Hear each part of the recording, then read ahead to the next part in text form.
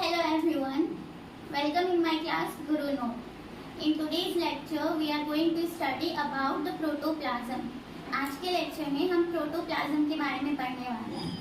So protoplasm is the living part of the cell. Here it is written that protoplasm is the living part of the cell which comprises of different cellular organelles.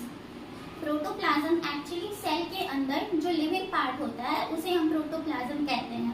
ठीक है, इसके अंदर different kind of cell organelles हमें मिल जाएंगे. For example mitochondria, endoplasmic reticulum, ribosomes, lysosomes and many more. मतलब cell के अंदर जो डिफरेंट तरह के सेलुलर ऑर्गेनल्स हमें दिखते हैं वो इन्हीं के अंदर होता है. So protoplasm is the living part of the cell. It is jelly like, colourless, transparent and viscous. अगर हम इसकी कंसिस्टेंसी की बात करें तो ये जेली लाइक होता है. It seems like a gel. Okay, इसकी कोई कलर नहीं होगी. This is colourless and transparent भी होता है, मतलब ये पारदर्शी होगा. अगर हम इसे लैब में किसी स्लाइड के ऊपर माइक्रोस्कोप के अंदर ऑब्जर्व करेंगे तो ये हमें बिल्कुल ट्रांसपेरेंट दिखेगा, इसमें कोई कलर नहीं होगी. So this is very colourless and viscous liquid. Viscous का मतलब होता है वैसी लिक्विड जिसकी डेंसिटी न बहुत ज्यादा हाई हो न लो हो. तो विस्कस का सबसे अच्छा एग्जांपल होता है हनी. आप सबने हनी देखा होगा, मतलब शहद. उसका जो कंसिस्टेंसी होता है या उसकी जो डेंसिटी होती है वो न बहुत थिक होती है या बहुत ज्यादा वो लाइट भी नहीं होता. तो वैसे जो सब्सटेंसेस होंगे उसको हम विस्कस कहते हैं. तो ये प्रोटोप्लाज्म भी बिल्कुल वैसा ही होता है. कैसा? जेली लाइक होगा, कलरलेस होगा, that is it don't have any colour, transparent होगा एंड विस्कस लिक्विड होगा. Present within the cell wall. ये प्रेजेंट कहाँ होगी? प्लाज्मा मेम्ब्रेन के बाहर और सेल वॉल के भी बाहर. जब हम किसी प्लांट की सेल को ऑब्जर्व करते हैं माइक्रोस्कोप के अंदर तो हमें सबसे पहले प्लाज्मा मेम्ब्रेन दिखती है और उसके बाहर एक आउटर लेयर होता है जिसे हम सेल वॉल भी कहते हैं. उस सेल वॉल के बाहर ये प्रोटोप्लाज्म मौजूद होते हैं जो चाहे प्लांट सेल हो या फिर एनिमल सेल हो उसको लिविंग बनाए रखने में मदद करता है. So this protoplasm is the living part of the cell जिसके अंदर हमें different type of cell organelles मिल जाते हैं like mitochondria, endoplasmic reticulum, Golgi apparatus, lysosomes, ribosomes and etcetera. And this is jelly like, colourless, transparent and viscous liquid. Okay, now look at the discovery. So this protoplasm was discovered by Dujardin. Dujardin was a scientist who was studying a group of foraminifera. This foraminifera is a group of amoeba. जैसे amoeba होता है, amoeba is a unicellular organism, उसी तरीके से ये फोरामिनीफेरा एक unicellular organism है, prokaryotic है, जिसकी स्टडी कर रहे थे डुजार्डिन अपने लैब में. तो उन्होंने देखा कि उसके अंदर से एक फ्लूइड लाइक सब्सटेंस बाहर आ रही है. ये जो फोरामिनीफेरा है इसके बाहर एक शेल जैसा स्ट्रक्चर था and this shell was very hard in nature. तो उन्होंने देखा कि इस शेल के अंदर से एक फ्लूइड लाइक सब्सटेंस बाहर आ रहा है. जब इसकी और डिटेल्ड स्टडी की उन्होंने तो उन्होंने पाया कि this was very jelly like, transparent and colourless. ये बहुत ही कलरलेस था, ट्रांसपेरेंट था और जेली लाइक सब्सटेंस था, जिनको सबसे पहले उन्होंने सैरकोड नाम दिया था. Here I am pronouncing it like सैरकोड, SARCODE, सैरकोड, जो बाद में जाके प्रोटोप्लाज्म बना. मतलब जब डुजार्डिन अपने लैब में फोरामिनीफेरा की स्टडी कर रहे थे तो उस वक्त उनको फोरामिनीफेरा के शेल से एक फ्लूइड लाइक सब्सटेंस बाहर आते हुए दिखी, जिसकी और डिटेल्ड स्टडी करने के बाद उन्होंने देखा कि वो जेली लाइक था, ट्रांसपेरेंट था एंड कलरलेस था. उनका नाम उन्होंने शुरू में दिया था सैरकोड और ओवर द इयर्स जब उसकी और डिटेल्ड स्टडी हुई तो उसका नाम रखा गया protoplasm. Now let's talk about it's component. अगर हम कंपोनेंट की बात करें तो साइटोप्लाज्म में मेनली दो कंपोनेंट्स होते हैं. प्रोटोप्लाज्म में मेनली दो कंपोनेंट्स होते हैं, that is number 1 cytoplasm and number 2 nucleus. जो साइटोप्लाज्म होती है उन्हें हम इनिशियल कंपोनेंट कहते हैं. Okay, the cytoplasm is known as the initial component of protoplasm which is found between the cell membrane and the nucleus. जब भी हम कोई सेल का स्ट्रक्चर बनाते हैं तो उसमें दो मेजर कंपोनेंट हमें नजर आता है. For example, here I am drawing the figure of a cell.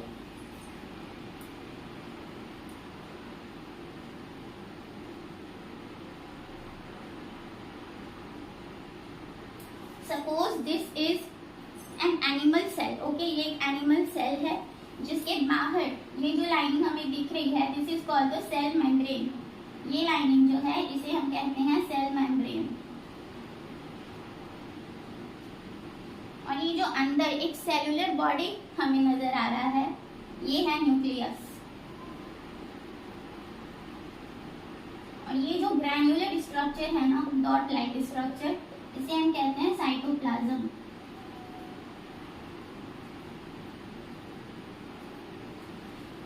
तो ये जो ग्रैन्युलर स्ट्रक्चर हमें दिख रहा है, डॉट लाइक स्ट्रक्चर, इसे हम कहते हैं साइटोप्लाज्म. इसी के अंदर different type of cell organelles मौजूद होंगे, जैसे कि Golgi apparatus, mitochondria, endoplasmic reticulum, lysosomes and so many etcetera. तो ये हो गया हमारा साइटोप्लाज्म. और उसके अंदर ये जो एक दिख रही है हमें सर्कुलर लाइक बॉडी, इसे हम कहते हैं न्यूक्लियस. तो ये हो गया प्रोटोप्लाज्म का प्राइमरी कंपोनेंट साइटोप्लाज्म, और ये हो गया प्रोटोप्लाज्म का secondary component, that is the nucleus. तो ये जो साइटोप्लाज्म होती है ना, ये एक्चुअली में हमें सेल मेम्ब्रेन और न्यूक्लियर मेम्ब्रेन के बीच में देखने को मिलता है. ये हो गया हमारा सेल मेम्ब्रेन. ये जो बाहर से लाइनिंग हमें दिख रही है, this is the cell membrane. और ये हो गया हमारा न्यूक्लियस. तो न्यूक्लियस की भी एक मेम्ब्रेन होगी जिसे हम कहते हैं न्यूक्लियर मेम्ब्रेन. तो इस न्यूक्लियर मेम्ब्रेन और सेल मेम्ब्रेन के अंदर जो भी लिविंग सब्सटेंस यहाँ पे मौजूद है ग्रैन्युलर लाइक, जिसको मैंने डॉट से दिखाया है, वो है साइटोप्लाज्म. इसका मेन फंक्शन क्या होता है? It maintains the cell environment and cell shape. ये जो साइटोप्लाज्म होती है, इसका मेन फंक्शन है कि ये सेल के इन्वायरमेंट को कांस्टेंट बना के रखता है. यानी ये रेगुलेशन एंड चेक का काम करेगा. ये इस बात का ध्यान रखती है कि कोई भी फॉरेन बॉडी सेल के अंदर आसानी से ना आ पाए, या सेल के अंदर जो भी इम्पोर्टेंट मटेरियल्स बन रहे हैं, कुछ इम्पोर्टेंट जो प्रोडक्ट्स बन रहे होते हैं केमिकल रिएक्शन से, वो सेल के बाहर ना जा पाए. ठीक है. तो जो हार्मफुल सब्सटेंसेस होते हैं उसको अंदर आने से रोकती है, और जो यूजफुल सब्सटेंस होते हैं उसको सेल से बाहर जाने से रोकती है. तो ये साइटोप्लाज्म एक तरीके से रूल्स, रेगुलेशन एंड चेक का काम करती है. And it also maintains the shell shape. ये शेल के शेप को भी मेंटेन करके रखता है, चाहे वो प्लांट का सेल हो, एनिमल का सेल हो, या फिर कोई भी प्रोकैरियोटिक ऑर्गेनिज्म हो जो कि सिंगल सेल का बना हो, I mean the unicellular organism, उसके सेल के शेप को ये मेंटेन करके चलता है. And it also stores all the substances required by the cell organelles.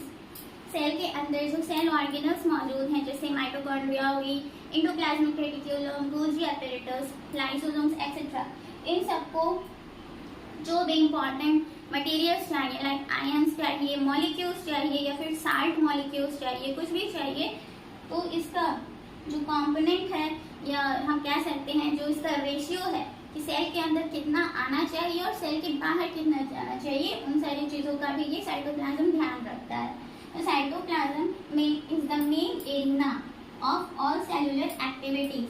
तो सेल के अंदर जितने भी रिएक्शंस हो रहे होते हैं, चाहे वो एनाबॉलिज्म हो, दैट इज सिंथेसिस प्रोसेस, या फिर कैटाबॉलिज्म हो, दैट इज ब्रेकडाउन वाले प्रोसेस, ये सारे हो कहाँ रहे हैं? एक्चुअली साइटोप्लाज्म के अंदर ही हो रहे हैं, क्योंकि साइटोप्लाज्म के अंदर ही सारे ऑर्गेनल्स मौजूद हैं. तो जाहिर है कोई भी केमिकल रिएक्शन सारे सेल ऑर्गेनल के अंदर ही हो रहे हैं, और साइटोप्लाज्म जो लिक्विड सब्सटेंस मौजूद है उसके अंदर हो रहे हैं. तो ये सारा क्या हो गया साइटोप्लाज्म के अंदर. तो हम इसे कह सकते हैं this is the main area. Area का मतलब होता है area. This is the main area of cellular activities and reactions occurring inside the cell. Now nucleus. Nucleus क्या होता है? Nucleus is the second component of the protoplasm. Protoplasm का second component क्या हो गया? न्यूक्लियस. पहला हमने देखा कि साइटोप्लाज्म होता है, सो सिमिलरली न्यूक्लियस क्या हो गया? सेकेंड कंपोनेंट हो गया प्रोटोप्लाज्म का, which stores the genetic information of an organism. ये न्यूक्लियस एक्चुअली में करता क्या है? न्यूक्लियस के अंदर क्रोमोसोम मौजूद होते हैं, ठीक है, और उस क्रोमोसोम पे बहुत सारे जीन अरेंज है, ठीक है। So many genes are arranged in a sequence wise which together form the chromosome.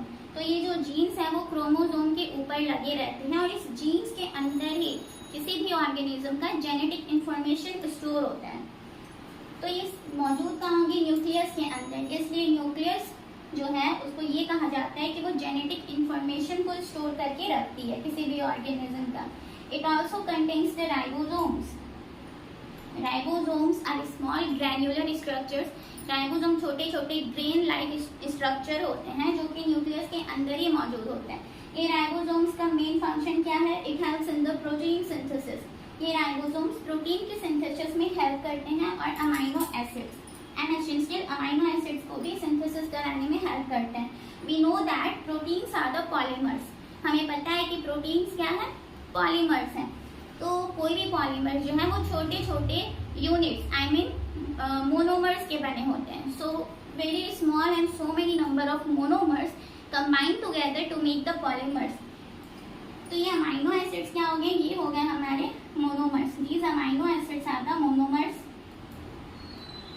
which combine together to form the polymers, that is protein। और इस प्रोटीन का क्या होता है? आगे जाके ट्रांसलेशन होता है जिससे फिर डीएनए और आरएनए बनता है which stores the genetic material of an organism।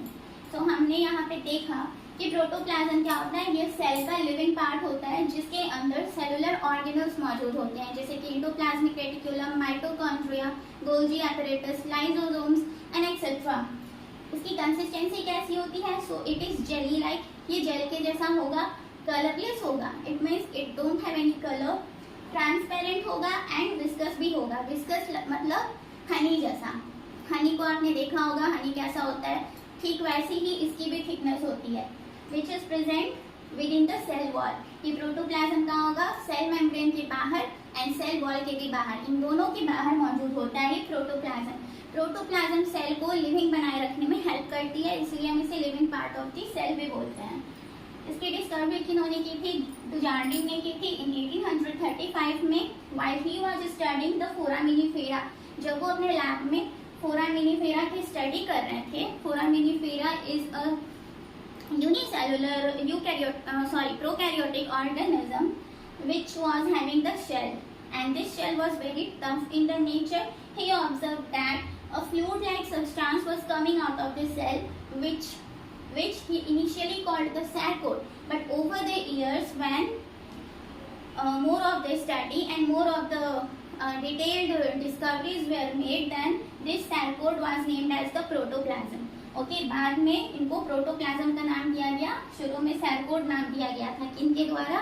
तो डुजार्डिन के द्वारा इन 1835।